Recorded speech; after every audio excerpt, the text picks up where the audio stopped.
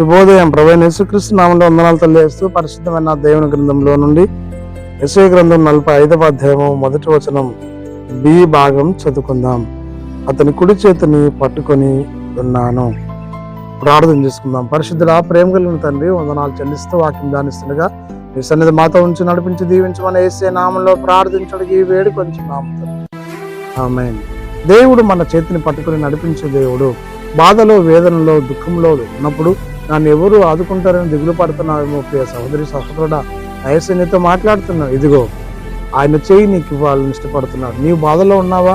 అయితే నీ చేతినెత్తి దేవునికి అందించినప్పుడు, ఇదిగో తండ్రి తన కుమారుని చేయి పట్టుకుని చిన్నపిల్లడుగా ఉన్నప్పుడు ఆ చిన్న పిల్లల్ని మనము ఎలా అయితే నడిపిస్తారో అలానే తండ్రి ఎలా అయితే నడిపిస్తాడో అలానే ప్రభువు నడిపించే దేవుడని.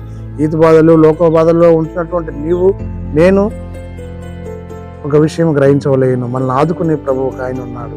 ఆయన యేసుక్రీస్తు ప్రభు. అతని కుడి చేతిని పట్టుకుని ఉన్నాను అని ఉంది. దేవుడు చేయి విడిచే దేవుడు కాదు. దేవుడు అనాథలుగా విడిచే దేవుడు కాదు. దేవుడు ఆపద వేళలో సహాయం చేసే దేవుడు. ఆయన కుడి చేతిలో సుఖము, సర్వ సంపదలు గుప్తమైనవని పౌలు తెలియజేస్తాడు. కాబట్టి ఆ దైవ ఆశీర్వాదం పొందుకొని, ఆయన దీవెన పొందుకొని ఈ లోకములో ధైర్యం కలిగి విశ్వాసంలో ముందుకు సాగినట్లు పరిశుద్ధాత్మ త్రియేక దేవుడు తోడైండి నడిపించి దీవించిన గాక. ఆమె మౌనతుల స్తుతి స్తోత్రాలు చెల్లించుకుంటూ వాక్యం ధ్యానిస్తుండగా ఈ సన్నిధి మాతో ఉంచి నడిపించి దీవించమని యేసయ్య నామంలో ప్రార్థించడిగి వేడుకొంచున్నాము తండ్రి. ఆమేన్. తండ్రి, కుమార పరిశుద్ధాత్మ త్రియేక దేవుడు సదాకాలం తోడైండి దీవించిన గాక. ఆమేన్.